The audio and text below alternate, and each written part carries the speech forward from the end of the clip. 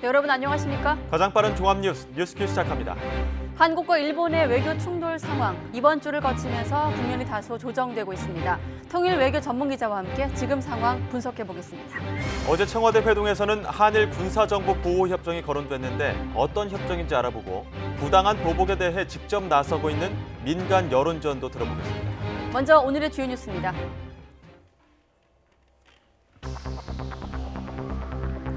우리 정부가 징용배상 중재위원회 구성을 거부한 것에 대해 고노다로 일본 외무상이 한국을 상대로 필요한 조치를 취하겠다는 내용의 담화를 내놨습니다. 국제사법재판소 제소와 추가 무역 보복 등을 고려하는 것으로 관측됩니다. 고노 일본 외무상은 앞서 남관표 주일 대사를 초치해 한국 정부의 중재위 거부에 대해 항의했습니다. 이 과정에서 고노는 남대사의 모두 발언을 자르고 끼어들어 남대사의 발언을 무례하다고 비난하는 외교적 무례를 범했습니다. 청와대는 우리가 국제법을 위반했다는 일본의 주장은 잘못된 것이며 국제법을 위반하고 있는 것은 일본이라고 밝혔습니다. 김현조 국가안보실 2차장은 민주국가로서 대법원의 판결을 무시할 수 없으며 당초 강제징용이라는 반인도적 불법 행위에 이어 자유무역 훼손으로 국제법을 위반한 건 일본이라고 강조했습니다. 여야가 정경도 국방부 장관 해임 건의안 처리 여부를 놓고 정면으로 대립해 오늘이 마지막 날인 6월 임시국회가 빈손으로 끝날 가능성이 커지고 있습니다. 7월 국회 개회도 불투명한 상황입니다. 4조 5천억 원대 분식회계와 30억 원의 횡령 혐의를 받고 있는 삼성바이오로직스의 김태한 대표 구속 여부가 오늘 밤 결정됩니다. 김 대표와 함께 영장이 청구된 재무인사총괄 김모 전무는 분식회계 사실을 모두 인정했습니다. 북상 중인 태풍 다나스가 내일 오전 전남 진도 부근에 상륙해 전남과 영남 내륙을 거쳐 저녁 무렵 동해안으로 빠져나갈 것으로 보입니다. 다나스는 특히 집중호우를 동반할 것으로 보이는데 제주에는 모두 700mm, 남해안에는 500mm의 물폭탄이 예보됐습니다. 네, 우리 정부가 강제징용 문제에 대한 제3국 중재위를 거부한 데 대해서 고노다로 일본 외무상이 담화를 통해 국제법 위반이라고 비난을 했죠. 청와대가 여기에 대한 공식 입장을 밝혔습니다. 네, 오히려 일본이야말로 국제법을 위반한 것이라며 부당한 수출 규제를 즉각 철회하고 대화에 나서라고 촉구했습니다. 청와대 취재기자 연결합니다. 임성호 기자. 네, 청와대입니다. 네, 우리 정부가 국제법을 위반했다는 일본 측 주장에 청와대가 정면으로 반박을 한 거죠. 네, 오늘 오전에 고노다로 일본 외무상이 담화를 통해서 우리 정부가 국제법을 위반했다고 필요한 조치를 강구하겠다고 밝혔었는데요. 이에 대해서 조금 전에 김현종 청와대 국가안보실 2차장이 우리 정부의 입장을 밝혔습니다. 김 차장은 우리 정부는 일본 정부가 설정한 자의적이고 일방적인 3국 중재위 제안의 답변 시한에 동의한 적이 없다고 말했습니다. 그러면서 우리 대법원은 지난 1965년 한일 청구권 협정이 강제징용 피해자들에 대한 반인도적 범죄와 인권 침해를 포함하지 않았다고 판결했다며 우리 정부는 민주주의 정부로서 이를 무시할 수도 폐기할 수도 없다고 못 박았습니다. 김 차장은 또 이 문제를 해결하기 위해서 한일 양국이 외교 협의를 이어가고 있었는데 일본 정부가 갑자기 수출 규제 조치를 했다면서 이런 행동은 WTO와 오사카 G20의 자유무역 원칙, 글로벌 가치 사슬을 훼손한 것이야말로 국제법 위반이라고 지적했습니다. 김 차장은 더 나아가서 강제징용이라는 반인도적 불법 행위로 국제법을 위반한 건 일본이 아니냐고 정면으로 반박했습니다. 김 차장은 일본이 수출 규제 조치의 근거로 처음에는 과거사 문제를 들었다가 우리 정부의 대북 전략물자 밀반출 의혹을 들었고 또다시 징용 문제를 거론하고 있어서 매우 혼란스럽다고 꼬집었습니다. 그러면서 일본이 부당한 수출 규제를 즉각 철회하고 대화에 나서라고 요구했습니다. 김 차장은 우리 정부는 모든 건설적인 제안에 열려 있다면서 징용 문제와 관련해 양국 국민과 피해자의 공감을 얻기 위한 합리적 방안을 논의할 수 있다고 일본 측의 결단을 촉구했습니다. 네, 일본이 추가 보복 조치에 나설 경우 한일 군사정보 보호 협정을 파기해야 한다는 주장이 나오고 있는데 청와대가 가능성을 열어뒀죠? 네, 일단은 그렇습니다. 하지만 그 가능성을 열어둔 것이 꼭 일본의 이번 수출 규제 보복 조치 때문만은 아닙니다. 청와대 고위 관계자는 한일 군사정보보호협정, 이른바 지소미아 협정에 관해서 모든 가능성을 열어놓고 검토하고 있다고 밝혔습니다. 일본의 무역 보복 조치와 관계없이 협정 자체의 유용성을 객관적으로 평가해서 결정하겠다는 것입니다. 협정을 토대로 양국이 공유하고 있는 정보의 질과 양, 또 효과를 따져서 판단하겠다는 입장입니다. 협정 유지가 기본 입장이라고 했던 기존의 방침을 바꿔서 협정 파기를 포함한 다양한 대안을 열어둔 것이라는 해석도 나오고 있습니다. 이와 함께 일본 정부가 모레 참의원 선거 이후에는 조금 더 유연한 입장을 보일 수도 있다는 관측이 있는데 청와대 고위 관계자는 단호하게 그렇게 보지 않는다고 말하면서 사태가 장기화할 것으로 내다봤습니다. 지금까지 청와대에서 YTN 임성호입니다. 네, 그리고 징용 배상 판결과 관련해 중재위를 설치하자는 일본 요청에 우리 정부가 응하지 않자 일본 외무상이 주일 한국 대사를 외무성으로 불러서 항의했습니다. 네, 그런데 이 과정에서 일본 외무상이 우리 대사에게 좀처럼 보기 힘든 무례를 범해 논란이 되고 있습니다. 도쿄 연결합니다. 황보현 특파원. 네, 도쿄입니다. 네, 좀처럼 보기 힘든 무례. 어떤 일이 있었던 겁니까?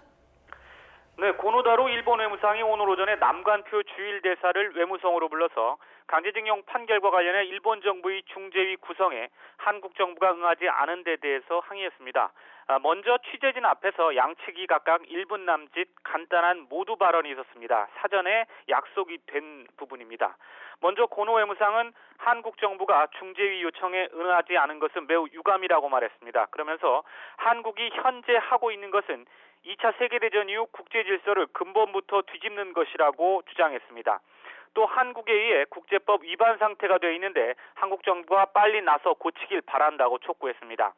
1965년 한일 청구권 협정으로 강제징용 배상 문제도 다 끝났기 때문에 일본 기업의 배상을 명령한 한국 대법원 판결은 국제법 위반이라는 논리를 또다시 주장한 겁니다. 이에 대해서 남 대사는 우선 일본의 입장을 한국 정부에 잘 전달하겠다며 운을 뗐습니다. 이어 최근 일본 정부의 수출 규제 조치에 대한 우려를 표시하기도 했습니다. 그런 다음 지난달 우리 정부가 이미 제안한 대로 배상 판결이 확정된 일본 기업과 관련 우리 기업이 기금을 마련해서 징용 피해자들에게 지급하는 방안에 대해서 한일 정부가 진지하게 논의하자고 말했습니다. 그런데 이때 갑자기 고노 장관이 말을 자르고 끼어들었습니다. 한국 제의를 전혀 받아들일 수 없고 이미 그런 뜻을 한국 정부에 전달했는데 이걸 마치 모른 척하면서 또 말을 꺼내는 건 무례한 일이라고 주장했습니다. 자신은 남대사에 앞서서 일본 정부의 공식 입장을 앵무새처럼 반복해놓고 남대사가 한국 정부의 입장을 다시 한번 설명한 데 대해서 이같이 민감한 반응을 보인 것이 오히려 상당히 결례라는 평가가 나오고 있습니다. 고노 외무상의 돌발 행동에 남대사는 더 이상 발언을 이어가지 못했고 일본 외무성 관계자들은 서둘러 취재진을 접견실 밖으로 내보내느라 진땀을 빼는 등 웃지 못할 해프닝도 벌어졌습니다. 이후 만남은 취재진이 퇴장한 상태에서 10분 정도 이어졌고 고노 외무상은 면담이 끝난 뒤 같은 내용의 기자회견을 한 다음 외무성 홈페이지에는 담화문이 게재됐습니다. 일본 정부의 이후 대응 방안과 관련해서는 현지 언론은 이전에 주요하게 거론해온 국제사법재판소 제소 방안을 당분간 미룰 것이라고 전하고 있습니다. 제소를 해도 역시 우리 정부가 응하지 않으면 국제재판이 열릴 수가 없어 당장 실익이 없다고 판단한 것으로 보입니다. 징용 배상 문제에 대한 직접적인 일본 정부의 보복 조치는 현재 압류된 일본 제철의 국내 자산이 매각되는 시점에 이루어질 가능성이 높아 보입니다. 고노 외무상은 최근 기자회견에서 일본 기업에 실제 피해가 생기면 필요한 조치를 하지 않을 수 없다 이렇게 말하기도 했습니다. 앞서 일본 정부는 지난달 강제징용 배상 판결과 관련해서 한일 청구권 협정과 근거해 우리 정부의 제3국에 의한 중재위 구성을 제안하면서 어제까지 답을 달라고 요청했습니다. 이에 대해서 우리 정부는 현재는 청구권 협정에 명시된 협의 단계인데 그 이후 단계인 중재위 요청에 응할 이유가 없다며 거부 입장을 분명히 밝혀왔습니다. 일본 정부가 우리 정부의 거부 입장에도 불구하고 중재위 구성에 의미를 부여해온 것은 국제사회에 한국이 협상에 응하지 않는다고 주장하면서 추가 보복 조치를 정당화하기 위한 명분 축적용으로 분석됩니다. 지금까지 도쿄에서 YTN 황보현입니다. 네, 그리고 정부 차원에서 이 산업부가 일본의 수출 규제 조치와 관련해 일본 측이 사실과 다른 주장을 하고 있다면서 국장급 협의에 적극 나서라고 다시 한번 강력히 촉구했습니다. 네, 발표 내용 직접 한번 들어보시죠. 지난 7월 10일 한일 양국 과장급 협의에서 우리 측은 이번 조치가 원상 회복되어야 한다는 한국의 입장을 분명히 전달했습니다. 이는 일본 수출 규제 조치 이전의 상황으로 되돌리는 것으로 철회보다 강력한 요구입니다. 일본의 수출 규제 강화 조치는 15년 이상 화이트 국가로 인정되던 한국을 비화이트 국가로 격화시키는 매우 중대한 사안입니다. 나아가 양국 경제뿐만 아니라 글로벌 공급망에도 심대한 영향을 미칠 우려가 있습니다. 우리는 한국의 수출 통제 제도 그 운영에 대해 일본 측과 깊이 있는 논의를 희망합니다. 네, 일본의 수출 규제가 장기화 조짐을 보이면서 국내 업체들은 탈일본화에 속도를 내고 있습니다. LG 디스플레이는 일본산 불화수소 대신 국내 제품을 사용하기로 한 것으로 알려졌고, 삼성전자는 국내 협력사에 일본산 소재를 최대한 확보하라고 공식 요청했습니다. 이하린 기자가 보도합니다. 일본의 3가지 수출 규제 품목 가운데 폴리이미드와 불화수소 등 2가지를 사용하는 LG 디스플레이. 폴리이미드는 중국산을 써왔지만 불화수소는 일본 스텔라사의 고순도 제품을 사용해 수출 규제에 영향권 내에 있습니다. 일본의 조치 이후 국내외 대체 가능 소재의 성능을 실험해온 LG 디스플레이는 최근 국산 불화수소를 사용하기로 결정한 것으로 알려졌습니다. 현재 국내 한 업체가 만든 고순도 불화수소에 대한 최종 실험을 진행하고 있고, 별다른 문제가 발견되지 않으면 곧바로 시험 생산에 들어갈 예정입니다. 삼성전자와 SK하이닉스도 국내 기업 제품을 포함해 중국과 타이완에서 생산한 불화수소를 테스트하고 있는 것으로 전해졌습니다. 삼성전자는 이와 함께 스마트폰과 가전사업 협력사에 긴급히 공문을 보내 일본산 소재와 부품 재고를 91분 이상 확보해달라고 요청했습니다. 가능한 이번 달 말까지, 늦어도 다음 달 15일까지로 시한을 정했습니다. 확보한 물량을 다 쓰지 못하면 책임지겠다는 조건까지 달았습니다. 최악의 경우 3개월 정도 지연될 수 있는 상황을 염두에 두고 모든 재고를 3개월 이상을 맞추라는 요청이 있었던 것 같고요. 중장기적으로 일본에 대한 의존도를 낮춰서 향후에 비슷한 상황이 발생했을 때에 큰 타격이 입지 않겠다라는. 일본 정부가 일방적으로 정한 제3국 중재위 구성에 대한 답변 시한이 지나면서 일본이 우리나라를 화이트리스트에서 제외하는 절차를 밟고 있는 상황. 수출 규제 대상도 현재 세계에서 최대 857개로 확대될 것으로 전망되면서 이에 대비한 우리 기업들의 탈일본 발걸음도 빨라지고 있습니다. YTN 이하린입니다.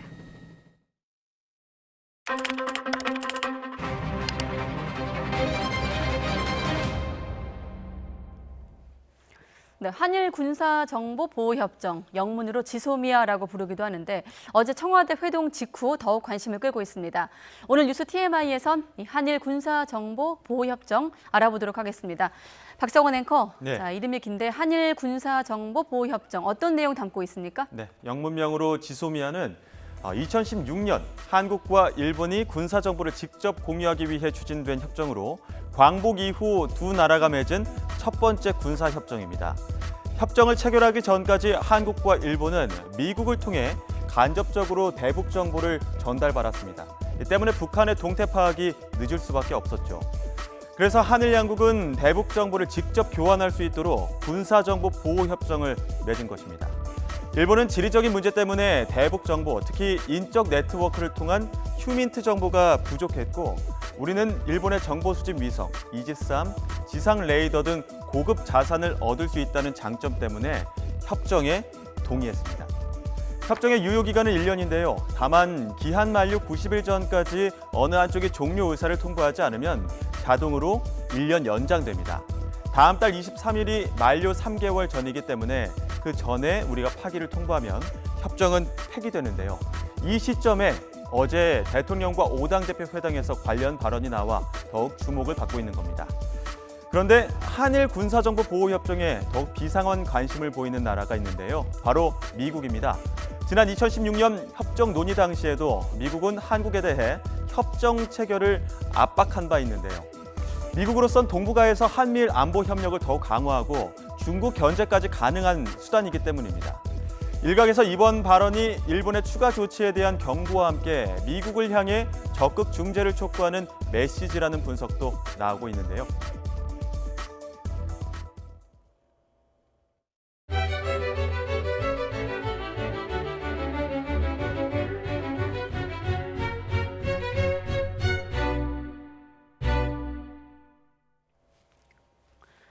네, 북한 목선 사건 국정조사, 또 정경도 국방부 장관 해임 건의안 표결 문제를 놓고 충돌한 여야 원내대표들이 잇따라 만났지만 끝내 합의가 불발됐습니다. 추경안과 법안 처리를 위한 본회의가 열리지 못하면서 6월 임시국회가 빈손으로 끝날 가능성이 커지고 있습니다. 국회 연결하겠습니다. 최민기 기자. 네, 국회입니다. 네, 6월 국회 마지막 날 여야가 의사 일정에 합의하지 못하고 있네요. 네, 오늘 6월 국회 회기 마지막 날이지만 결국 본회의는 열리지 못한 채 빈손으로 끝나는 수순으로 가고 있습니다. 이 여야 3당 원내대표들은 북한 어선 사건 국정조사와 이 정경도 국방부 장관 해임 건의안 표결 문제로 본회의 일정도 잡지 못한 채 기싸움을 벌였습니다. 이 오늘 오전과 오후 두 차례 만났지만 결국 의사 일정 합의에는 끝끝내 실패했는데요. 이 더불어민주당 이인영 원내대표는 전례가 없는 국정조사와 장관 해임 건의안을 추경에 연계하는 건 해도 너무한 발목 잡기라며 절대 받을 뜻이 없음을 분명히 했습니다. 직접 듣겠습니다. 이제는 국방장관 해임 건의안을 제출하면서 저는 해도 너무 지나친 이런 그 추경을 볼모로 한 정쟁이 반복되고 있는 것에 대해서 정말 큰 자괴감을 느낍니다. 이 반면 한국당 나경원 원내대표는 추경안 처리 조건을 오늘 중으로 국정조사를 수용하든지 그렇지 않으면 다음 주 두 차례 국회 본회의를 열어 정경도 국방부 장관에 대한 해임 건의안 표결을 해야 한다고 요구했습니다. 이 두 가지 안 중 하나만 받아도 추경안 처리에 협조하겠다고 밝힌 겁니다. 다음 주에 투포인트 국회를 열어서 하루는 해임안을 보고하고 하루는 해임안 표결과 그리고 기타 법안들을 통과하는 것을 제안했습니다. 이 바른미래당 오신환 원내대표도 적어도 민주당이 해임 건의안이라도 받아야 한다고 거들면서 이 양측의 입장이 평행선을 달리는데 답답함을 토로했습니다. 그럼 민주당이 원하는 대로만 가는 것은 이게 양쪽의 입장이 있으니까 일부 양보하고 가야 되는 거라고 판단하는데 그게 좁혀지지가 않는 거죠. 아직 추가 협상 가능성이 남아는 있지만 현재와 같은 입장이 유지된다면 추경안은 물론 각종 법안 처리가 불발될 것으로 보입니다. 이 같은 여야의 극한 대립으로 7월 국회 개회도 불투명한 상황입니다. 이 여야 3당은 오늘 오후 각각 의원총회를 열어 내부 의견을 주고받으며 막판 협상 타결에도 대비하고 있지만 이 전국 경색을 풀어낼 해법 마련이 쉽지는 않을 것으로 보입니다. 지금까지 국회에서 YTN 최민기입니다. 삼성 바이오로직스 김태한 대표가 구속영장 심사를 받기 위해 오늘 오전 법원에 출석했습니다. 4조 5천억 원대 분식회계 혐의 등으로 첫 영장 심사를 받게 된 만큼 법원의 판단이 주목됩니다. 신지원 기자가 보도합니다. 삼성 바이오로직스 김태한 대표가 구속영장 심사를 받기 위해 법원에 도착합니다. 굳은 표정의 김 대표는 취재진의 질문에 아무런 대답 없이 법정으로 향했습니다. 분식회계 혐의 인정하세요? 분식회계 지시하셨습니까?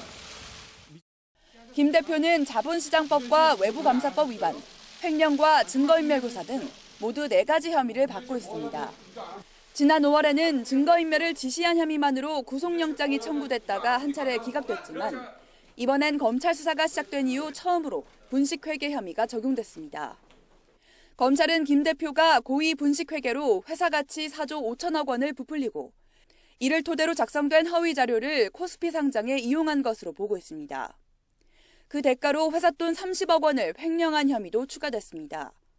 김 대표가 지난 2017년 삼성바이오 주식을 사들인 뒤 비용 일부를 회사 돈으로 3년에 걸쳐 나눠 받았다는 겁니다. 김 대표 측은 지난 2016년 11월 삼성바이오로직스 상장이 성공적으로 이뤄진 만큼 적절한 보수로 받은 돈이라고 주장하고 있지만 검찰은 상장 자체가 부정하다고 보는 데다 이사회 의결도 없이 기존 성과급 체계와 다른 방식으로 돈을 받은 점에 주목하고 있습니다. 김 대표와 함께 삼성바이오로직스 재경 담당 김모 전부와 신모 상무도 관련 혐의로 구속 갈림길에 섰습니다. 분식회계 본안에 대한 법원의 첫 판단은 밤늦게 나올 전망입니다. YTN 신지원입니다. 검찰은 김태한 삼성바이오로직스 대표와 함께 회사 재무를 총괄해온 인물로 꼽히는 김모 전무에 대해서도 구속영장을 청구했는데요. 김 전무는 분식회계 혐의를 상당 부분 인정한 것으로 전해졌습니다. 삼성 임원이 분식회계 혐의를 인정했다는 사실이 알려진 건 이번이 처음입니다. 박기환 기자의 단독 보도입니다. 지난해 5월에 열린 삼성 바이오로직스의 긴급 기자회견. 회사의 주요 인사들이 나서 분식회계 혐의가 인정된다는 금융감독원의 특별 감리 결과를 정면으로 반박했습니다. 당시 기자회견에 참석했던 김모 전무는 지난 2014년부터 경영자원혁신센터장을 맡아 재무와 인사를 총괄한 인물로 꼽힙니다.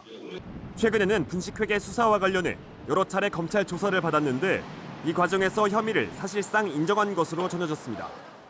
김 전무는 삼성 바이오로직스의 자회사 바이오에피스의 가치를 재평가하던 지난 2014년도와 2015년도 위법한 회계 처리가 있었다고 인정한 것으로 알려졌습니다. 또 이후 2016년과 2017년에는 회계법인에 아예 조작된 자료를 건네는 수법으로 재무제표가 조작됐다는 내용 역시 자백한 것으로 전해졌습니다.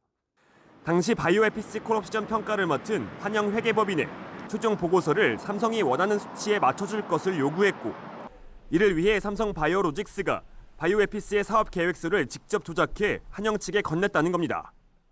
보고서 작성에 관여한 한영회계법인 관계자들 역시 삼성 측의 요구에 따라 수치를 맞춰 나갔고 조작한 사업 계획서를 보고서에 반영한 것도 삼성 측과 협의한 결과라고 털어놓은 것으로 알려졌습니다.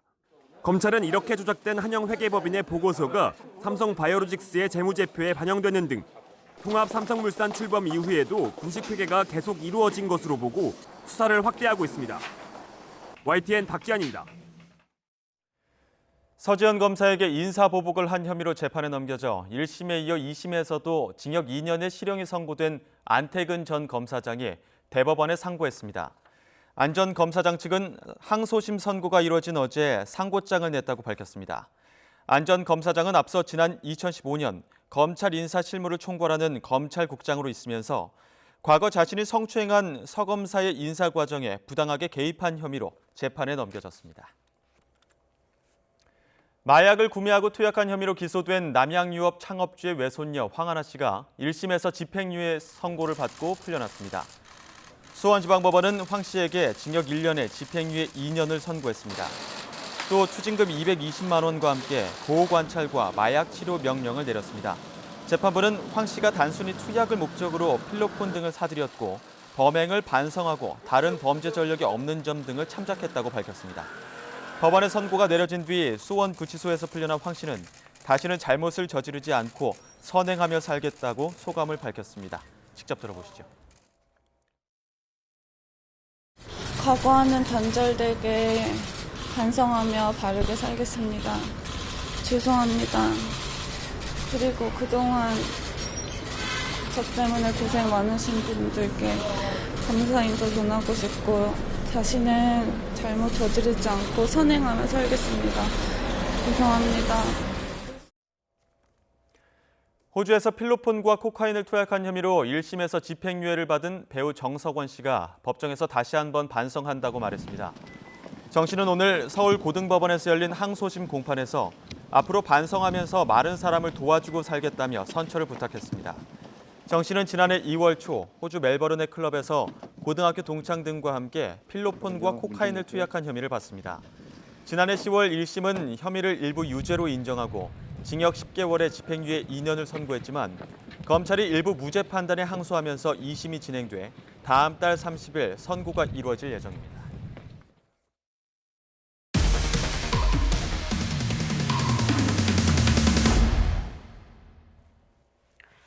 네, YTN이 어제 한 유명 의료기기 업체 리베이트 제공 의혹과 관련된 경찰 수사 단독으로 보도를 했습니다. 그런데 YTN이 확보한 이 고발장을 보면 누가 얼마큼 썼는지 낱낱이 담겨져 있습니다. 유명 대학병원 의사들, 가족 골프여행 항공비나 유흥업소 비용까지 수백만 원씩 펑펑 썼습니다. 김태민 기자가 이어서 단독 보도합니다. YTN이 입수한 국내 유명 의료기기 업체의 내부 고발 자료입니다. 구체적인 일시와 함께 리베이트를 받은 의사 10여 명의 실명과 소속 병원, 제공 방식까지 낱낱이 적시됐습니다. 가족 골프여행 항공권부터 유흥비까지 한 번에 수백만 원씩 뭉칫돈이 나간 것으로 나타났습니다. 특히 결제 기록을 숨기려고 임직원 개인 계좌로 돈을 우회 지급하는 편법 방식까지 담겼습니다. 그래야지 저희 제품을 써주시니까. 많이 써주시니까. 법적인 테두리 안에서 할 수 있는 게 거의 없어요. 이걸 문제라는 인식을 못할 정도로 젖어 있다 보니까 그냥 하는 거예요. 원하고 해줘야 되고 하니까 하는 거예요. 경찰은 이런 내용을 담은 고발장을 확보한 지 2달 만에 해당 업체를 압수수색하며 본격적인 수사에 착수했습니다. 국내 부문 영업을 담당했던 고발인의 증언에 신빙성이 있다고 판단한 겁니다. 이에 따라 사내 자금 흐름을 규명할 자료 확보와 분석에 주력하고 있습니다. 하지만 고발장에 언급된 당사자들은 관련 의혹을 완강히 부인하고 있습니다. 혹시나 그분들이 양해해서 저희한테 도움을 줄 수 있습니다. 그렇지만 특사적인 범위 내에서 대만이 가서 그때 강의를 하러 가가지고 그걸 붙였죠. 그런데 제가 냈고 우리 장인이 모시고 왔는데 꼭 제가 결제하기로 사정을 다 있을 거고. 해당 업체 역시 고발 내용이 모두 허위라며 조목조목 반박 자료를 내놨습니다. 일부 영업사원이 회사 방침을 어기고 과도한 돈을 집행한 사례도 있었지만 자체 징계 처분을 내렸고 나머지 리베이트 제공 의혹 역시 사실 무근이라는 겁니다. 오히려 악의적 음해와 협박에 대해서 법적 절차를 준비하고 있다고 설명했습니다. 이에 따라 경찰은 확보한 자료 분석을 마치는 대로 고발 대상자들을 차례로 불러 사실관계를 따져볼 방침입니다. YTN 김태민입니다. 사법행정권 남용 의혹과 관련해서 구속 상태로 재판을 받고 있는 양승태 전 대법원장의 석방 여부가 오는 22일 결정될 것으로 보입니다. 서울중앙지방법원은 오늘 양 전 대법원장 등에 대한 공판에서 다음 주 월요일 직권 보석 여부를 결정하겠다고 밝혔습니다. 재판부가 직권 보석으로 석방할 경우 양 전 대법원장은 지난 1월 24일 구속된 이후 6개월 만에 풀려나게 됩니다. 네, 도심 길거리에서 음란 행위를 한 혐의를 받고 있죠. 전 프로농구 인천 전자랜드 소속 정병국 씨의 구속 여부는 이르면 오늘 밤에 결정됩니다. 인천지방법원은 오늘 오후 2시부터 공연 음란 혐의를 받는 정 씨에 대한 구속영장 실질 심사를 진행하고 있습니다. 검은색 모자와 마스크로 얼굴을 가린 정 씨는 법원에 출석해 팬들에게 할 말이 있느냐는 질문에 죄송하다고 짧게 답을 했습니다. 네, 지난해 말 고3 학생 10명의 사상자를 냈던 강릉 펜션 가스 누출 사고 기억하실 겁니다. 1심 법원이 사고 책임자 9명 모두 유죄를 인정하고 그 가운데 4명에게 실형을 선고했습니다.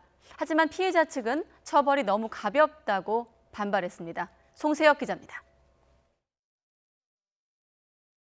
맞물려 있어야 할 보일러 본체와 배기관이 어긋나 있습니다. 이 틈으로 일산화탄소가 새어나와 펜션에 묵고 있던 고3 학생 3명이 숨지고 7명이 다쳤습니다. 재판부는 보일러를 설치한 무자격 일용직 노동자와 시공업체 대표에게 각각 금고 2년과 징역 2년을 선고했습니다. 배기관을 자른 뒤 규격보다 3cm가량 짧게 배기구에 넣고 내열, 실리콘 등으로 마감하지 않은 과실이 인정됐습니다. 또 설치 기준에 맞지 않는 보일러에 합격 판정을 내린 가스안전공사 검사원과 보일러 점검을 소홀히 한 펜션 운영자는 각각 금고 1년 6개월을 선고받았습니다. 이 밖에 펜션 시공업자와 가스 공급업체 대표 등 나머지 5명도 집행유예나 벌금형이 선고됐습니다. 재판에 넘겨진 피고인 9명 모두 유죄가 인정된 겁니다. 재판부는 피고인들이 각 단계에서 주의 의무를 다했다면 사고는 일어나지 않았을 것이라며 판결 이유를 밝혔습니다. 하지만 숨진 학생의 어머니는 형량이 너무 가볍다며 분통을 터뜨렸습니다. 우리가 생각했던 것에 비해서 너무 가벼운 처벌이라는 생각이 드니까 너무 기가 막혀요. 생존 학생 7명도 대부분 아직 일상으로 복귀하지 못할 만큼 후유증에 시달리는 것으로 알려졌습니다. 상황이 좀 심각한 학생들 같은 경우에는 예전보다 인지 능력이 많이 좀 저하된 상황이기 때문에 장기간 치료가 필요한 상황이고요. 피해 학생 측 변호인은 1심 선고 결과에 유감을 나타내며 검찰이 항소하기를 바란다고 밝혔습니다. 보일러 시공 노동자 등 일부 피고인 측 변호인 역시 판결에 불복해 항소하기로 했습니다. 검찰은 판결문을 검토한 뒤 구형보다 형량이 낮게 나온 피고인들을 상대로 항소할지 결정할 방침입니다. YTN 송세혁입니다. 네, 오늘 새벽 주한 일본 대사관 앞에서 차량에 불을 질러 크게 다친 70대 남성이 결국 숨졌습니다. 오늘 새벽 3시 20분쯤 일본 대사관이 입주한 서울 종로구 모 빌딩 앞에서 78살 김모 씨가 차량에 불을 질러 심한 화상을 입었습니다. 김 씨는 곧바로 병원으로 옮겨졌지만 9시간 만에 숨졌습니다. 김 씨는 차량을 몰고 일본 대사관으로 돌진하려다 경찰에 제지를 당하자 불을 질렀으며 차량엔 인화성 물질이 실려 있었던 것으로 파악됐습니다. 경찰 조사 결과 김 씨는 범행 전 지인과의 통화에서 일본 정부에 대한 반감 때문에 일본 대사관에 가겠다고 말한 것으로 확인됐습니다. 5호 태풍 다나스가 북상하면서 제주도 남쪽 먼바다에는 태풍 경보가 내려졌습니다. 태풍은 주말인 내일 오전 전남 남해안에 상륙한 뒤 남부 내륙을 통과할 것으로 보이는데요. 남부지방에는 이미 400mm가 넘는 폭우가 내린 가운데 앞으로 500mm 이상의 물폭탄이 더 쏟아진다고 합니다. 취재기자 연결합니다. 정혜윤 기자. 네, 기상팀입니다. 네, 이미 장마전선 영향으로 남부 곳곳에 국지성 호우가 쏟아지고 있는데요. 태풍 다나스 내일 전남 남해안에 상륙할 것으로 보인다고요? 네, 그렇습니다. 아직까지 큰 변화가 없는 상황이고 오늘 오후 4시 정보에서도 상륙 시점은 별다른 변화가 없습니다. 태풍 다나스는 주말인 내일 오전 진도 부근에 상륙한 뒤에 전남 해남 부근 해안가를 지나 남부 내륙을 통과할 것으로 예상됩니다. 소형급의 약한 태풍인 다나스는 현재 중국 상하이 남동쪽 부근 해상에서 북상 중인데요. 현재 예상 진로대로라면 주말 오전 9시쯤 제주도 북쪽 해상을 통과해서 오전 11시 진도 부근에 상륙을 할 것으로 보입니다. 정오 무렵에는 전남 해남 부근 남해안을 지날 것으로 예상됩니다. 이어 전남과 영남 내륙을 거쳐 주말 밤 9시쯤 포항 북쪽에서 동해로 진출할 것으로 예상됩니다. 현재 우리나라 남해 수온이 낮아 태풍의 세력이 크게 발달할 가능성은 낮고 태풍이 내륙을 통과하는 동안 약화할 가능성도 있습니다. 따라서 기록적인 강풍보다는 이례적인 집중호우를 동반할 가능성이 큽니다. 특히 이미 장마전선상에서 남부 곳곳에 국지성 호우가 쏟아진 곳이 많아 호우 피해 가능성은 더 커질 것으로 우려됩니다. 어제와 오늘 제주도 산간 지역에 400mm 이상의 폭우가 쏟아졌고 남해안에도 200mm 안팎의 많은 비가 내렸습니다. 기상청은 내일까지 제주도와 남해안, 지리산에 500mm 이상, 영동과 남부 내륙에도 200mm 안팎의 물폭탄이 더 쏟아질 것으로 예보했습니다. 네, 제주도 남쪽 먼바다에는 태풍 경보도 내려졌는데 이번 태풍의 최대 고비는 언제고 또 태풍의 영향권에 드는 시점은 언제부터인가요? 네, 이번 태풍의 최대 고비는 주말인 내일이 될 것으로 보입니다. 우선 제주도는 태풍 다나스가 제주도 남서쪽 해상으로 진입하는 오늘 오후부터 태풍의 영향권에 들기 시작했습니다. 이에 따라 오늘 오전 10시부터 제주도 남쪽 먼바다에는 태풍 경보가 내려졌습니다. 남해안도 오늘 밤부터 영향을 받기 시작하겠고 남부지방과 일부 중부지방은 내일 오전부터 영향권에 들기 시작할 것으로 보입니다. 이에 따라 기상청은 현재 제주도 전역과 남해상 또 남부 내륙에 태풍 예비특보를 발표했습니다. 기상청은 장맛비에 이어서 태풍으로 큰 비가 잇따라 쏟아지면서 산사태와 축대 붕괴, 침수 등 피해가 속출할 것으로 우려된다면서 철저한 대비를 당부했습니다. 지금까지 YTN 정혜윤입니다. 문재인 대통령은 우리나라를 향해 북상하고 있는 제5호 태풍 다나스에 대한 철저한 대비를 지시했습니다. 문 대통령은 행여 피해가 있을 수 있으니 대비를 철저히 할 것을 당부했다고 고민정 청와대 대변인이 전했습니다. 호우경보가 발효 중인 부산에서 도로 침수가 잇따라 차량이 통제되고 있습니다. 부산지방경찰청은 오늘 오전 7시부터 부산 삼락동 수관교 아래 도로를 통제한 데 이어 7시 20분에 수안동 세병교와 연안교 하부 도로를 7시 35분에는 연산동 정부화 지하차도를 통제했다고 밝혔습니다. 또 사상구에서 저지대 교차로가 물에 잠겨 일부 도로가 통제됐다고 설명했습니다. 부산 지역에는 곳에 따라 시간당 40mm가 넘는 비가 내렸습니다. 대형 제약업체인 대웅제약이 국내 보톡스 시장 1위 업체인 메디톡스와 2년 반 넘게 보톡스 균주 도용 문제를 놓고 공방을 펼치고 있습니다. 그런데 균주 출처를 규명하기 위한 과학적 검사 가운데 하나인 포자 감정이 이달 시작해 그 결과가 주목됩니다. 김승재 기자가 보도합니다. 지난 2014년 4월 출시된 대웅제약의 보툴리눔 톡신, 즉 보톡스 제제 나보타입니다. 2년 반 뒤인 2016년 11월 국내 1위 보톡스 제제 생산업체 메디톡스사는 나보타가 자사의 보톡스 제제 메디톡신의 균주를 훔쳐 만든 것이라고 발표했습니다. 균주와 그 제조 기술 정보가 부당하게 저희 전직 직원을 통해서 유출되었고 그것이 대웅제약에 건너갔고 대웅제약이 국내에서는 나보타, 미국에서는 주보 등 톡신 제제 생산에 부당하게 사용하고 있다라는 주장. 대웅제약은 자연 상태에서 확보한 균주로 생산했다며 강력 반발했고 이후 양측은 한국과 미국에서 관련 소송을 진행해 오고 있습니다.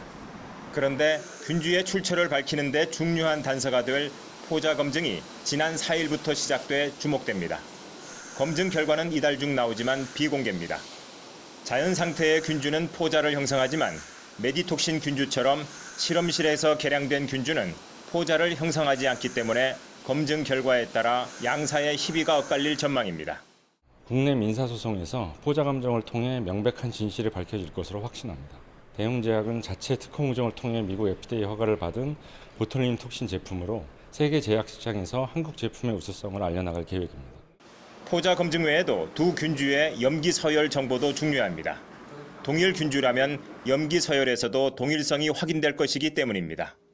소장이 접수된 미국의 국제무역위원회 ITC에서는 양사 균주의 과학적 정보를 토대로 최종 판결을 내리게 됩니다. 그 결과에 따라 어느 한쪽은 신뢰도 추락과 배상 등 치명타를 입을 것이 분명함에 따라 사활을 건 소송전을 펼치고 있습니다. YTN 김승재입니다.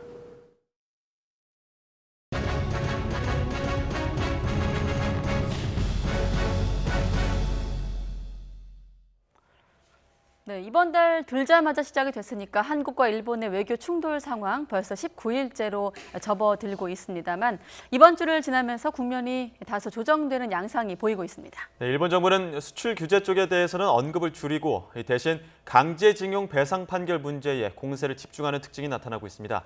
왕선택 통일외교 전문기자와 함께 한일 외교 충돌 상황 점검해 보도록 하겠습니다. 어서 오십시오. 네, 안녕하세요.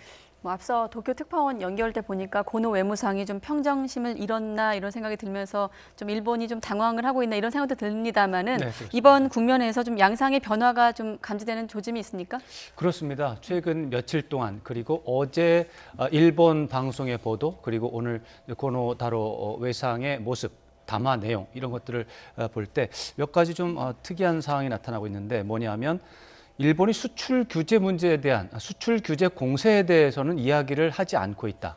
거의 언급을 하지 않고 있고 또 어제 NHK 방송 보도에 따르면 네. 일본이 수출 규제를 실제로 적용하지 않을 가능성이 있다. 안전의 문제만 없다면 실제로 수출 규제를 하는 일은 없을 수 있다.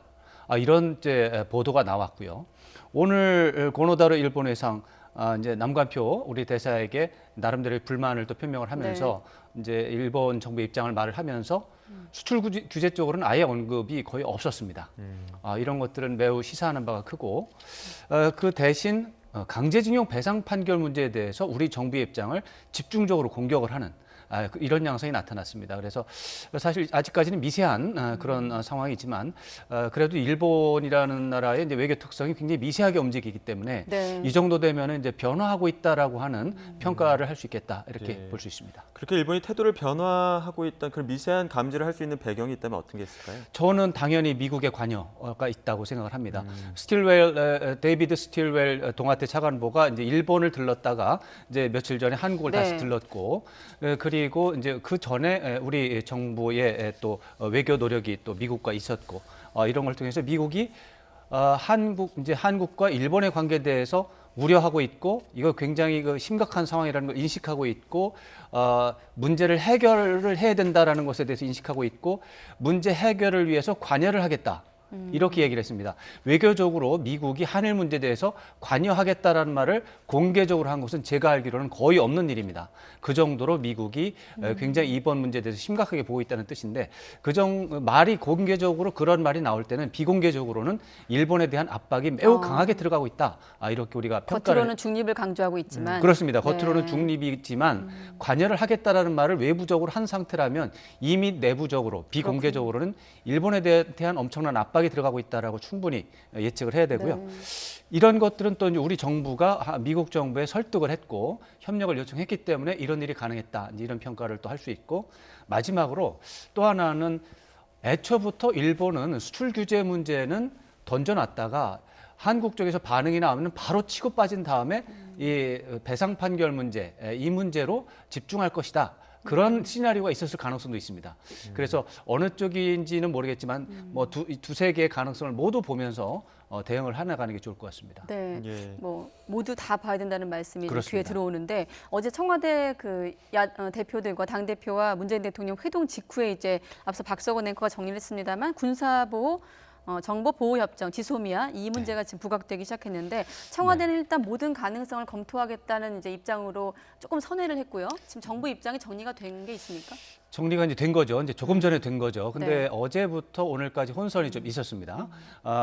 대통령과 여야 5당 대표 회동에서 정의용 안보실장이 기본적으로 이제 지소미아라고 하죠. 네. 한일 군사 정보 보호 협정 이 지소미아를 이제 계속 유지할 것인가 말 것인가에 대한 판단을 곧 해야 되는데 유지하는 것이 기본 입장인데 네.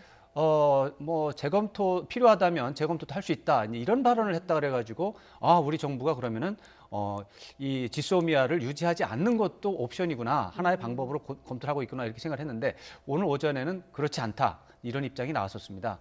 그것이 다시 오후 들어서 모든 것을 다 검토하고 있다 이런 입장이 나왔는데 모든 것을 다 검토하고 있다라고 하는 입장은 폐기도 가능하다라는 말이 포함이 돼 있는 그런 상황입니다. 우리 정부 입장에서는 어떻게 보면은 강력한 대응 방안 중에 하나라고 판단하고 뭐 어제 심상정 대표 같은 경우에도 발언을 했었는데 이게 과연 일본에 그런 뭐 타격을 줄 것이냐 이거에 대한 우려 혹은 의구심도 있거든요. 그렇습니다. 사실은 어제부터 오늘까지 지소미아에 대해서 거론된 얘기 중에는 오해가 좀 있는 것 같습니다. 이 지소미아라고 하는 것 한일 군사정보보호협정 2016년에 조금 아까 이제 박석원 앵커가 이제 개요를 설명을 해주셨잖아요. 네. 이것이 사실은 이 지소미아가 일본의 요구에 의해서 우리가 해준 게 아닙니다. 이거는 미국이 요구를 해서 해준 겁니다. 그리고 그 당시에 2016년에도 그렇고 원래는 이거 2012년에 하려고 했어요. 2012년에 하려고 했다가 문제가 있어서 이제 멈춘 것이고 그래서 2016년에 다시 하고 체결이 됐는데 그때도 한국과 일본은 원하지 않았습니다. 원하지 않았지만 미국이 요구했기 때문에 그래서 군사정보보호협정을 체결한 겁니다. 그래서 이 정보보호협정이 예를 들어서 유지가 안 되고 폐기가 되면 이것은 일본을 징계하는 게 아니라 미국을 징계하는 셈이 됩니다. 그러므로 이것은 도움이 안 된다 이렇게 볼 수 있고 그렇기 때문에 이것을 일본에 대한 대응 카드로서 검토하는 것은 심각한 오류가 있는 그런 분석이 된다 이렇게 말씀드릴 수 있고요. 다만 한일정보협정이 군사정보협정이 우리의 군사적인 능력 문제라든가 한미일 간의 삼각 군사협력이라는 거에 대해서 유용성이 있느냐 없느냐 이것을 근본부터 따져보자 뭐 이런 식의 얘기는 할 수가 있는데 역시 이 모든 것들은 미국이 한미일 간의 군사정보 협력을 하는 게 좋으니까 이걸 좀 꼭 해달라라고 하는 입장을 수년 전부터 오랫동안 해온 입장이 있기 때문에 사실은 말발이 이건 안 먹히는 얘기입니다. 그렇군요. 자, 지금 왕선택 전문기자와 이 한일 간의 외교 충돌 상황, 지금까지의 상황을 한번 정리해보고 있는데 자, 일본의 경제보복, 이 부당성을 세계인에게 직접 알리기 위한 민간 차원의 움직임도 잇따르고 있습니다. 계속해서 이 사이버 외교사절단 반크 신지원 연구원 연결해서 이 내용도 듣고 나서 다시 한번 왕 기자랑 이야기를 이어가도록 하겠습니다. 연구원님 안녕하십니까? 네, 안녕하세요. 네, 저희 취재 기자가 관련 내용 취재해온 내용 리포트로 확인도 했습니다만, 자, 일본 제품 불매 운동도 이렇게 거세지고 있고, 특히나 이제 반크를 중심으로 우길기와 관련된 영상이 인터넷에 올라가 있더라고요. 어떤 내용입니까? 네. 네. 우길기는 전범기이지만 일본 정부가 지금 외무성 홈페이지를 통해서 전 세계의 우길기를 일본 문화의 상징으로 미화를 하고 있어요. 네. 네, 그래서 그렇게 홍보하고 있는 역사를 왜곡하고 있는 그 상황을 알리기 위한 영상을 제작했는데요. 네, 그래서 그 영상을 지금 한국어로 그리고 영어로 올려서 홍보를 하고 있습니다. 그럼 지금 한국어와 또 영어 자막으로 표기된 영상이 지금 어느 나라까지 지금 퍼져 있는 상황인가요? 그거는 저희가 어떻게 퍼지고 있는지는 잘 모르겠는데 네, 한국어 영상을 올렸을 때 일본 사람들이 댓글을 많이 달았어요. 네. 근데 일본의 한 언론사에 올라오기 시작하면서 이제 일본 분들이 와서 악성 댓글을 많이 달고 있는데요. 네. 이 영상에 일본인들이 한국인들은 거짓말쟁이라던가 아니면 방크는 한국 정부의 지원을 받는 반일 단체라는 그런 내용들의 악성 댓글을 달고 있어요. 네. 그래서 저희는 꿋꿋하게 열심히 알리기 위해서 영상을 계속 올리고 홍보하고 있습니다. 네, 앞서 보면 파시즘 그리고 제국주의 상징이다 이렇게 자막에도 나가고 있고 영상 속에 사실은 이 우길기를 물론 이번 이 한일 관계 국면에서 들여다본 분들은 다 알고 계시고 이전부터 알고 계신 분들도 계시겠지만 모르고 또 이렇게 티셔츠를 입는 분들도 계시고요. 일부 연예인들도 그런 또 비화가 있기도 했었고 혹시 모르는 분들을 위해서 우길기가 어떤 상징성을 갖고 있는지 다시 한번 좀 말씀해 주시죠. 네, 외국에서 정말로 말씀하셨다시피 우길기에 대해서 잘 알지 못해서 그냥 디자인이 마음에 들어서 사용하는 경우가 되게 많아요. 그래서 저희가 티셔츠나 아니면 모자 등등 해서 그런 상품들에 많이 판매되고 있는 상품들이 되게 많은데요. 네. 네, 우길기를 디자인으로 활용한 상품들은 일본 제국주의의 아픈 과거를 간직한 아시아인들 그리고 한국인들에게 상처를 주는 것이라고 저희는 홍보를 하고 있고 이러한 쇼핑몰에 판매되고 있는 상품들의 항의 서한을 보내는 활동도 했습니다. 그렇군요. 자, 이번 그 우길기 사용 규제 외에도 이번 그 한일 무역 갈등 국면에서 우리 반크가 활동하고 있는 부분 어떤 부분이 있는지 직접 좀 소개해 주시죠. 네. 저희는 이거 이외에도 지금 원래 저희가 하고 있던 한국 바로 알리기 활동들을 꾸준히 해 나가고 있는데요. 네. 네. 일본해를 동해로 표기하거나 다케시마를 독도로 표기하는 일, 그리고 일제강점기에 일본식 이름으로 학명이 지어진 꽃 이름들이 되게 많아요. 네. 그래서 이 꽃들을 우리말로 홍보하는 오류 시정 활동이나 아니면 우리나라에 대한 정보를 해외 웹사이트, 사전 등에 추가하는 우리나라가 바르게 알려질 수 있도록 홍보를 하고 있습니다. 네, 방크의 활동을 포함해서 이렇게 민간이 움직였을 때 일본 누리꾼들이나 온라인에서 좀 반응들을 직접 접하신 것들이 있습니까? 일본의 반응이라고 해야 되겠죠? 네, 아까 말씀드렸다시피 제일 크게 저희가 본 반응은 우길기 영상에 일본인들이 악성 댓글을 단 거였는데요. 네, 그래서 아까 말씀드렸다시피 일본인들이 한국인은 거짓말쟁이 아니면 한국이나 방크에 대한 비난하는 댓글들을 되게 많이 달았어요. 아, 그렇군요. 또 최근에 이전부터 이전부터 이런 운동을 계속 해왔습니다만은 특히나 이번 그 무역 갈등 이후에 국내 소비자들의 불매 운동이 거세게 일고 있지 않습니까? 이를테면 자발적인 풀뿌리 운동이라고 볼 수 있는데 민간 외교 사절단으로서 이 부분은 어떻게 평가하십니까? 네, 저희는 불매 운동을 하는 것이나 안 하는 것은 개인이 판단해서 선택할 문제인 것 같아요. 예. 그래서 불매 운동을 넘어서 방크는 저희가 청소년들이 외국 친구들과 교류를 하는 단체이기도 하고 교육도 하고 있어요.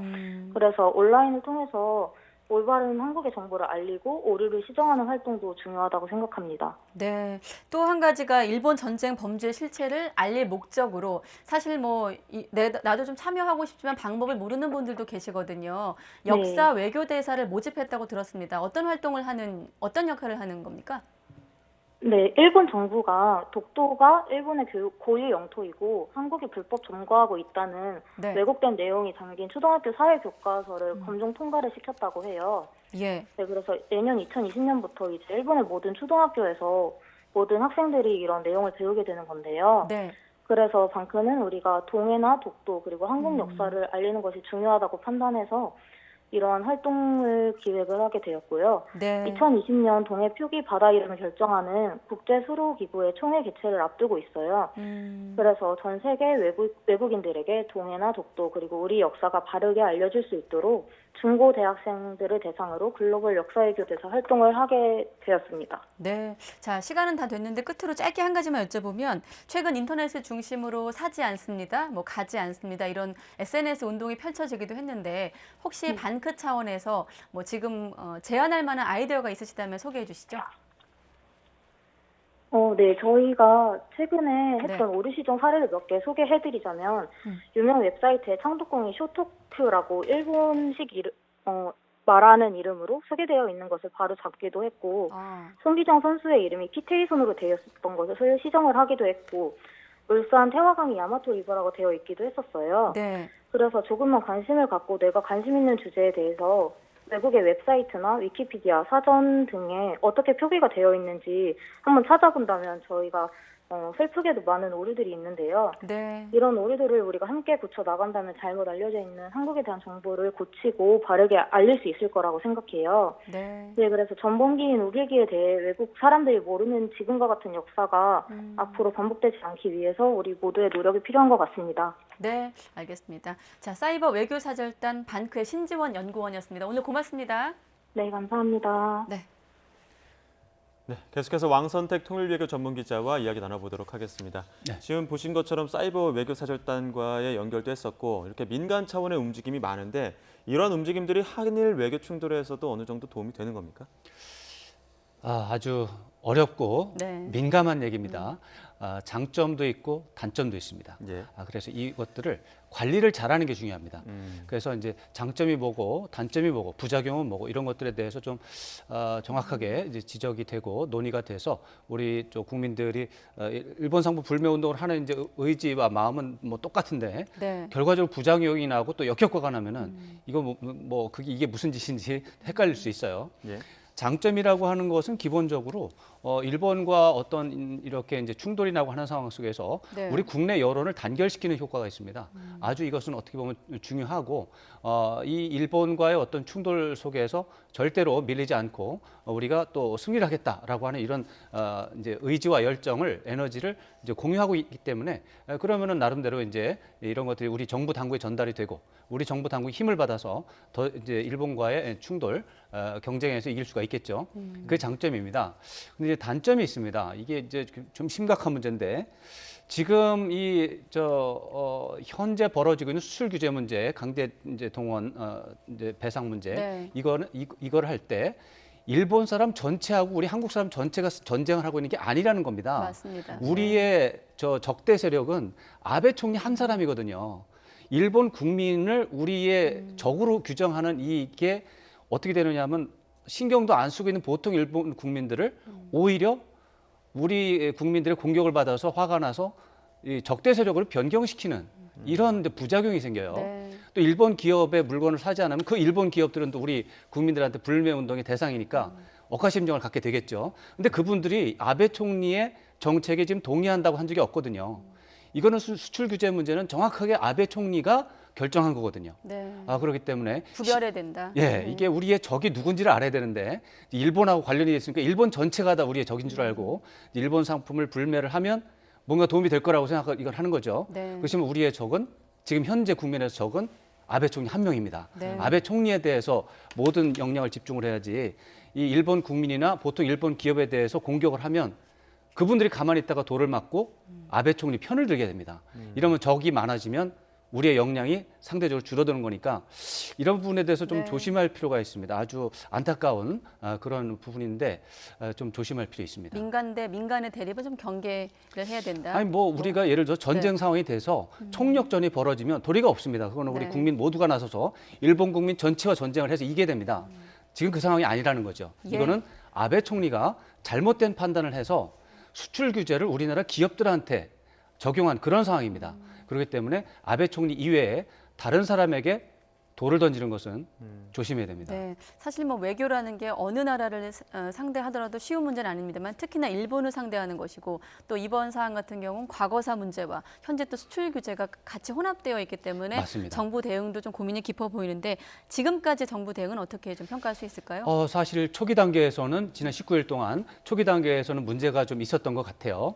특히 이제 적전 분열이 좀 있었습니다. 지난 한 2주일 넘게 우리나라 내부에서 뭐 대통령이나 정부의 대응이 잘못됐다 해가지고 또 굉장한 비판의 목소리도 있고 네. 거기에 대해서 또 뭐 친일파라는 등 이런 얘기가 나와서 아베 총리랑 지금 싸워도 시간이 부족하고 역량이 부족한데 우리 내부에서 사실 이제 돌을 던지는 이런 일이 한 2주일 정도 있었는데 이런 것들이 이번 주를 거치면서 굉장히 진정이 많이 돼서 특히 어제 이제 대통령과 여야 5당 당수의 회동은 대표 회동은 정말로 그런 지난 한 2, 3주일 동안의 모든 오류와 과오들을 다 씻어버리고 이제 초당적인 대응을 할 수 있는 좋은 상황을 만들어서 아주 잘 됐다고 보고요.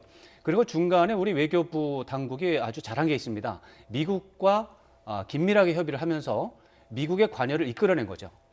그래서 강경화 외교부 장관이 지난 7월 10일 날 밤 11시쯤에 폼페이오 장관하고 전화 통화를 했습니다. 네. 그때에 한미일 3국 간의 협력이 중요하다라는 부분이 폼페이오 장관에게 입력이 됐고 그 부분이 공식 브리핑 자료에 들어갔습니다.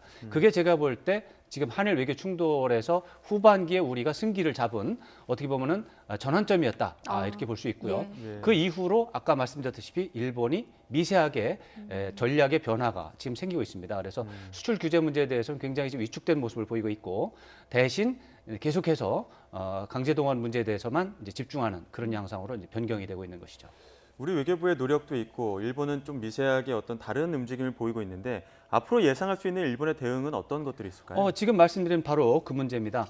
수출 규제 문제에 대해서는 아마도 발을 빼는 쪽으로 계속해서 나갈 것이다. 네. 원급을 회피하고 또 수출 규제를 직접적으로 적용하는 것들을 계속해서 미루면서 강제동원 문제에 대해서만 이제 강제징용 배상 판결 문제에 대해서 계속해서 한국 정부를 공격하면서 국제법을 어기고 있으니까 한국 정부가 잘못하는 것이다라고 하면서 아마도 미국과의 비공개적 협의를 통해서 한국 정부를 비난하는 이런 노력을 계속하지 않을까 이렇게 생각을 하고 이제 이 강제징용 배상 판결의 문제가 실질적인 문제가 일본 기업의 자산을 압류할 것이냐 말 것이냐 이 문제가 있어요.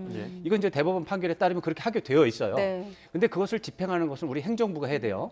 행정부가 해야 되는데 그 행정부가 그냥 대법원이 판결 내렸으니까 아무 생각 없이 집행해버리면 일본은 아무 생각 없이 반격을 수출 규제를 하게 될 겁니다. 근데 그거를 그렇게 아무 생각 없이 하지 않고 일본과의 외교 협상을 통해서 적당한 합의 상태를 만들어서 협상을 통해서 어떤 해결의 출구를 마련한다면 문제가 해결되는 쪽으로 갈 것이고 일본의 대응도 해결되는 쪽으로 갈 텐데 아직 그 부분이 나올지 안 나올지에 대해서는 양쪽 다 물음표로 남아 있습니다. 네, 전략을 좀 잘 짜야 되겠다는 생각이 드네요. 그렇습니다. 자, 왕선택 통일외교 전문기자였습니다. 네, 수고하셨습니다.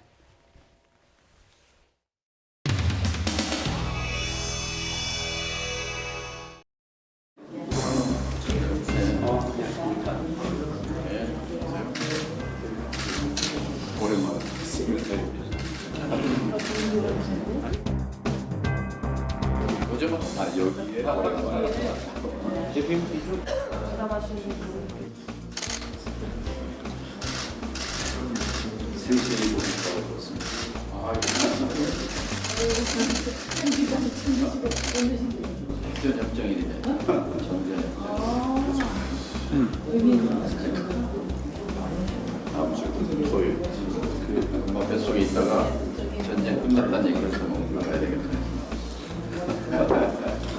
10시에 사인했거든요. 12시에.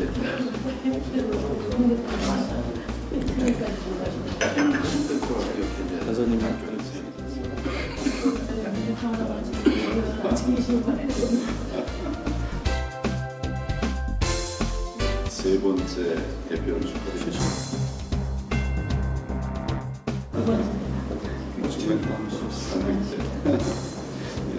만백판 세 번째 온 것 같은데. 네, 이름이 2.5네요.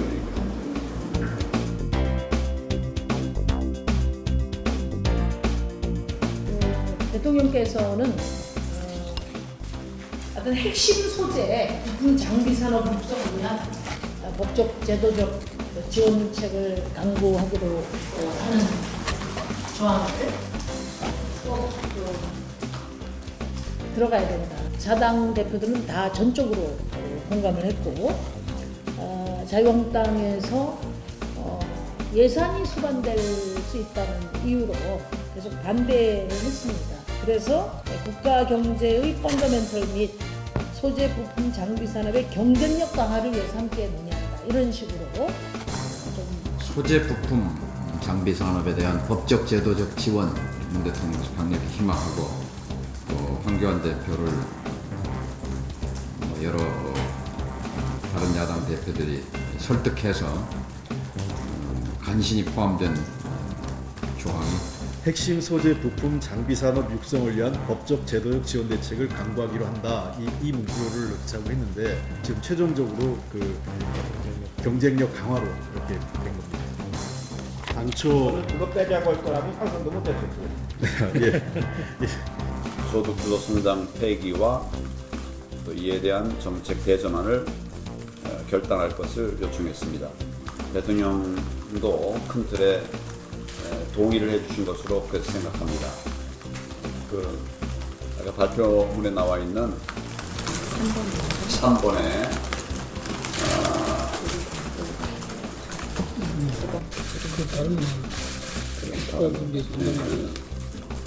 국가 경제의 펀더멘털 및 소재 부품 장비 산업의 경쟁력 강화를 위해 함께 노력한다라고 하는 공동 발표문이 있는데 이 부분이 그 부분입니다.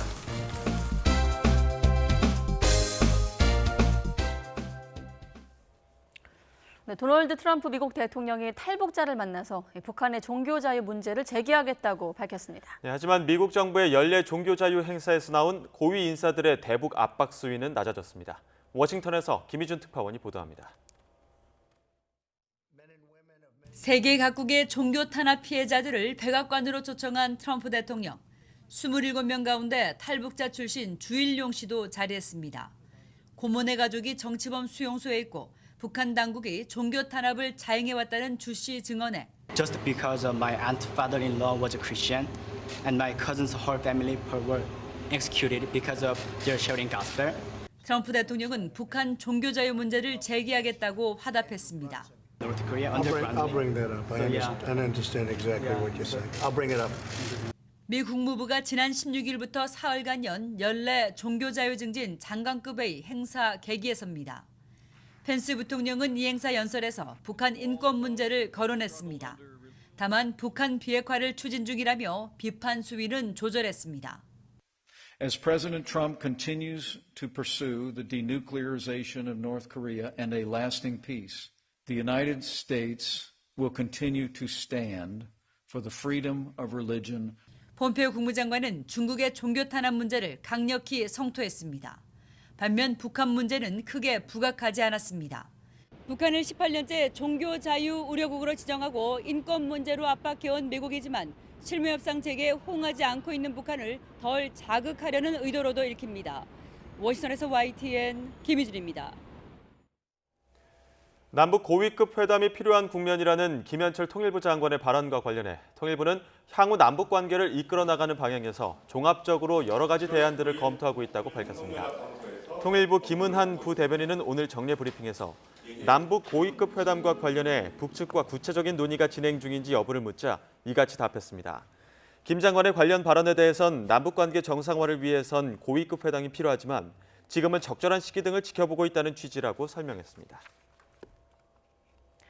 네, 미국과 이란이 서로 공격을 주고받으면서 걸프 해역의 긴장이 고조되고 있습니다. 이란이 외국 유조선 한 척을 석유 밀수 혐의로 억류한 데 이어 미 해군이 이란의 무인 정찰기 드론을 격추했습니다. 기정훈 기자가 보도합니다. 미국 해군이 이란의 드론, 무인 정찰기를 격추했습니다. 걸프 해역 입구 호르무즈 해협에서입니다. 지난달 20일 이란 혁명수비대가 미군 드론을 격추했다고 밝힌 지 약 한 달 만이고 미국과 이란이 상대방에게 직접 공격을 주고받은 것은 지난 1988년 이후 31년 만의 일입니다. 도널드 트럼프 미국 대통령은 미 해군의 강습 상륙한 박서에 1000야드, 900여 미터가량 근접한 이란 드론에 대해 방어적 조치를 취했다고 밝혔습니다. Ignoring multiple calls to stand down and was threatening the safety of the ship and the ship's crew. The drone was immediately destroyed. 트럼프 대통령은 이란 드론은 공해를 운행하는 선박에 대한 수많은 도발적이고 적대적인 행동 가운데 가장 최근의 일이라며 국제 무역과 항행의 자유를 해치려는 이란의 시도를 비판했습니다. 또 미국은 시민과 시설을 방어할 권리가 있다면서 각 나라들도 이 해역에서 자기 나라 배 지키기에 나설 것을 요청했습니다. I also call on other nations to protect their ships as they go through the strait and to work with us in the future. 이에 앞서 이란 혁명수비대는 이란산 석유 100만 리터를 밀수한 혐의로 국적을 밝히지 않은 외국 유조선 한 척과 선원 12명을 억류했다고 밝혔습니다. 지난 4일 영국령 지브롤터 당국이 대시리아 제재를 위반했다며 이란 유조선을 억류한 뒤 이란은 보복성 억류를 경고해왔습니다. 미국은 현지 시각 19일 각국 대사관을 상대로 호르무즈 해협 안전 확보를 위한 설명회를 열 예정입니다. 또 다음 주 존 볼턴 백악관 국가안보회의 보좌관이 일본을 방문해 호르무즈 해협에 자위대를 파견하는 방안을 논의할 것으로 알려지는 등 걸프 해역의 긴장이 고조되고 있습니다. YTN 기정훈입니다.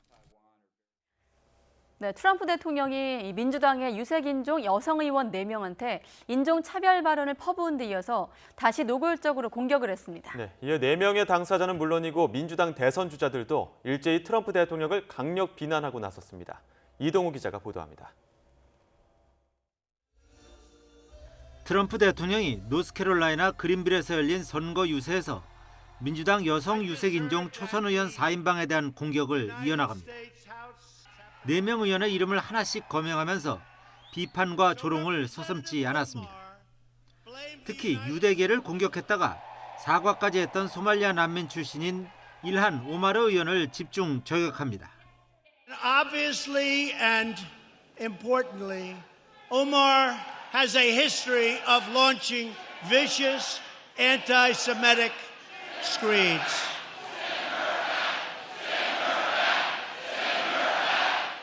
유세장을 메운 지지자들은 4명 의원에 대해 심한 야유를 퍼부으면서 그들 나라로 돌려보내라고 연호했습니다. 이 같은 공격에 일한 오마르 의원은 트럼프 대통령은 파시스트라며 날선 반격에 나섰습니다. I believe he is fascist. This is not about me. This is about us fighting for what this country truly should be and what it deserves to be. 트럼프 대통령이 민주당 여성 의원 4명에 대한 인종차별 발언을 그치지 않고 또 공격하자 조 바이든 전 부통령과 버니 샌더스 상원 의원 등 민주당 대선 후보들도 일제히 강력 비난했습니다.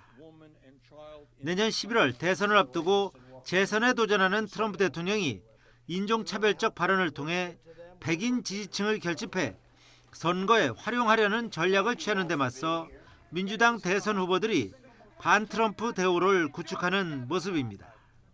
YTN 이동우입니다. 네, 세계보건기구 WHO가 아프리카 콩고 민주공화국에서 발생한 에볼라 바이러스를 국제적 보건 비상사태로 선포했습니다. 국내로 유입될 가능성은 낮다고 하지만 세심한 주의가 필요합니다. 김태현 기자의 보도입니다. 지난 1년여 동안 에볼라 바이러스로 1,600여 명이 사망한 콩고 민주공화국, 민주콩고에서 비상사태가 선포됐습니다. 테워드로스 세계보건기구 WHO 사무총장은 민주콩고의 에볼라 발병은 국제적으로 우려되는 공중보건 비상사태라고 밝혔습니다.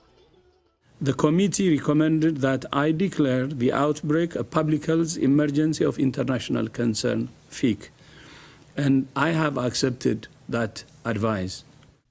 이는 가장 심각한 전염병의 경우에만 적용하는 규정으로 WHO가 비상사태를 선포한 것은 이번이 5번째입니다.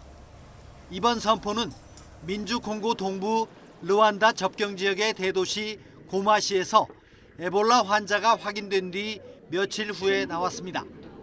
세계보건기구가 비상사태를 선포하면 교역과 여행 등을 자제하라는 권고가 각국에 전달되고 국제적 의료 대응 체계가 꾸려집니다. Hii malali iko na boka juu haichaguake mtu ikaingia mkafaa tu azare mnaisha. 테워드로스 사무총장은 해당 지역에서 에볼라가 확산할 위험성은 높지만 해당 지역 밖으로 퍼질 가능성은 낮다고 설명했습니다. 그러나 에볼라로 숨진 민주 콩고 여성이 사망 직전에 우간다를 방문했다가 돌아간 뒤 우간다에서 추가 환자가 나오면서 이웃나라로 퍼질 위험성도 우려되는 상황입니다. YTN 김태현입니다. 네, 프로야구 전반기가 SK의 싱거운 선두 독주로 마감됐습니다. 반면에 가을 야구 막차인 5위 싸움은 치열해 후반기가 기대가 됩니다. 서범국 기자의 보도입니다. 시즌 일정의 65% 이상을 소화하고 올스타 휴식기에 돌입한 현재 팀 순입니다. 1위 SK가 2위 키움을 무려 6게임 반차로 밀어내며 과거 왕조 시대 재현을 위한 준비를 마쳤습니다. 비결은 홈런 군단의 명성에 걸맞는 장타력. 팀 타율은 4위지만 최정 롬에게 홈런왕 집안 싸움 덕에 홈런수 1위를 기록했습니다. 전반기 각각 11승과 13승을 올린 원투펀치 김광현, 산체스를 포함한 최강의 선발 로테이션과 구원 2위 하재훈이 버틴 불펜진도 든든하게 마운드를 지켰습니다. 2위로 시즌을 마쳤던 지난해와 달리 3강으로 꼽히던 키움 두산을 여유있게 따돌린 채 한국 시리즈 직행을 바라보고 있습니다. 지금 SK가 워낙 잘 나가고 있고 팬들 앞에서 좋은 피칭으로 좋은 이기는 경기 계속 보여드리도록 열심히 노력하겠습니다. 다소 김이 빠진 선두 다툼과는 달리 한 게임 반차인 NC, KT의 5위 싸움은 안개 속입니다. 5위 NC가 흔들리면서 5할 승률이 무너진 사이 꼴찌 단골 손님이었던 6위 KT가 투타 짜임새를 앞세워 9연승 등으로 약진하면서 맹추격하고 있습니다. 7위와 8위인 삼성, 기아 역시 가을 야구를 포기할 수 없는 상황이어서 네 팀의 각 축이 다음 주 금요일 재개되는 후반기 흥행 카드가 될 전망입니다. YTN 서봉국입니다. 네, 최하위로 전반기를 마감한 프로야구 롯데 양상문 감독과 이윤원 단장이 동시에 사임했습니다. 롯데는 양 감독과 이 단장의 자진 사퇴 요청을 수용하기로 했다고 발표했습니다. 양 감독은 열정적으로 응원해 주신 팬 여러분께 죄송하고 기대에 많이 부족했으며 책임을 통감한다고 밝혔습니다. 2014년 11월부터 단장을 역임했던 이 단장은 반복된 성적 부진에 프런트가 먼저 책임진다는 생각으로 사임을 요청했다고 롯데 측은 설명했습니다. 올해로 148회를 맞는 미국 프로골프 PGA D 오픈 챔피언십 첫날 골프 황제 타이거 우즈가 악몽 같은 하루를 보냈습니다. 우즈는 보기 6개와 더블 보기 1개를 내는 등 7오버파로 무너지면서 출전 선수 156명 가운데 공동 144위로 밀렸습니다. 섭씨 15도 안팎의 낮은 기온에 거센 비바람까지 불어친 가운데 대회가 열린 북아일랜드 출신의 로리 맥킬로이 역시 8오버파로 무너졌습니다. 미국의 JB 홈스가 5언더파 선두로 나섰고 우리나라 선수 8명 가운데는 박상현 선수가 2언더파 공동 16위로 가장 선전했습니다. 폴리와 뽀로로 등 우리나라 업체들이 만든 캐릭터들이 해외에서 큰 인기를 끌면서 수출 효자 노릇을 하고 있습니다. 특히 캐릭터는 한번 자리를 잘 잡으면 라이선스 사업을 통해 다양한 분야에서 계속해서 사용될 수 있기 때문에 더욱 그 가치가 높다고 합니다. 이지은 기자가 보도합니다. 해외 각지에서 열린 로보카 폴리 라이브쇼 현장입니다. 마치 팬미팅처럼 어린이들이 주인공 캐릭터와 함께 즐거운 시간을 보냅니다. 이 애니메이션은 세계 140여 개 나라에서 방영되며 인기를 끌고 있습니다. 2003년 처음 방송된 뽀로로, 이른바 뽀통령을 시작으로 하는 K 캐릭터는 세계 곳곳에서 활약 중입니다. 한국 업체들이 만든 퀄리티들이 일단 글로벌에서 비교해봤을 때 뭐 작품에 대한 이런 철학이나 뭐 스토리텔링의 방식 이런 것들이 전혀 뒤떨어지지 않기 때문에 우수하다는 평가를 받고 있는 것 같습니다. 국내에서도 판도가 바뀌었습니다. 지난해 캐릭터 호감도 조사를 보면 헬로키티와 미키마우스 등 기존의 강자를 누르고 국내 캐릭터인 카카오 프렌즈와 뽀로로가 나란히 1, 2위를 차지했습니다. 국내 캐릭터 산업은 성장세를 이어가며 2017년 기준 매출액 11조 9천억 원, 수출액 7,800억 원을 기록하기도 했습니다. 특히 캐릭터는 한번 잘 만들면 다양한 상품이나 테마파크 등의 사업에 널리 사용할 수 있다는 점에서 큰 가치를 지니고 있습니다. 실제로 할리우드에서는 영화 제작 단계에서부터 어떤 상품을 만들 수 있을지를 생각하며 심혈을 기울이고 있습니다. All these other studios have their own departments to merchandise the movie, to license characters, to make video games. So, you know, it's a extremely important part of the movie business. 하지만 넘어야 할 산도 많습니다. 이 애니메이션이 금방 성공을 하는 게 아니에요. 처음에 만들 때 도와주시는 거 말고 지속적으로 이 사업을 끌고 갈 수 있게끔 좀 장기적인 계획으로 도와주시면. 친근한 주인공과 공감할 수 있는 이야기를 앞세운 K 캐릭터가 우리나라의 새로운 전략 산업이 되기 위한 도전을 이어가고 있습니다. YTN 이준입니다. 멸종위기 2급인 검은머리 갈매기 15마리가 인공 부화에 성공해 자연으로 돌아갔습니다.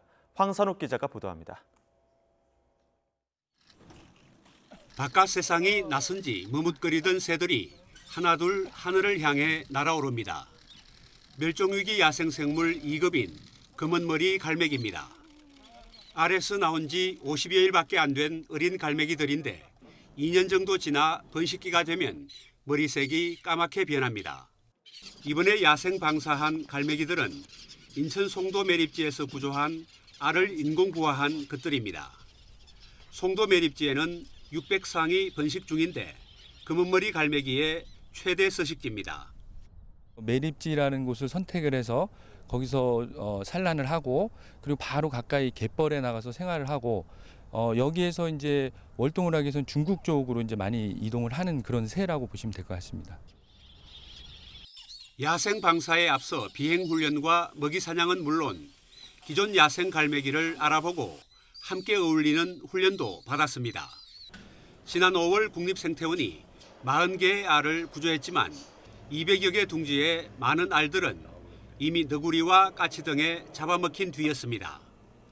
포식자의 위협에다 서식지인 갯벌이 사라지면서 검은머리 갈매기 개체수는 전 세계 14,000여 마리에 불과합니다.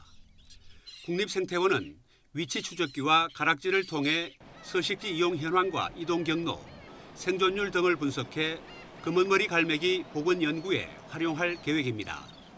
YTN 황순욱입니다.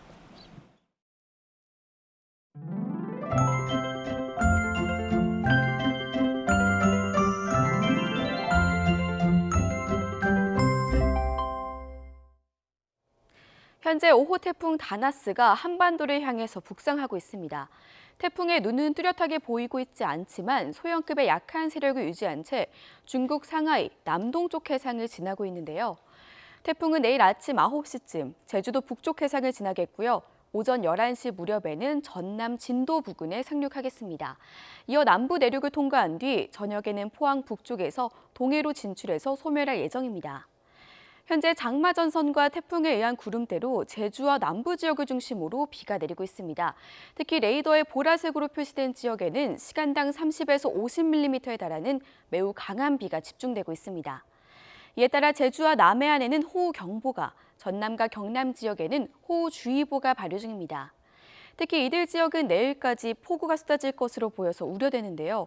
제주와 남해안의 많은 곳은 500mm 이상, 그 밖에 전남과 영남에도 최고 200mm 이상의 많은 양의 비가 내리겠습니다. 현재 제주 남쪽 먼바다에는 태풍 경보가 발효 중입니다. 앞으로 태풍특보는 제주도 전역과 남해상, 남부 내륙으로도 확대될 것으로 보입니다. 지금까지 날씨 정보였습니다. 네, 방금 권혜인 캐스터도 언급을 했지만 이번 주말 남부지방 태풍 대비 단단히 하셔야겠습니다. 뉴스큐 2부에서도 먼저 알아보겠습니다.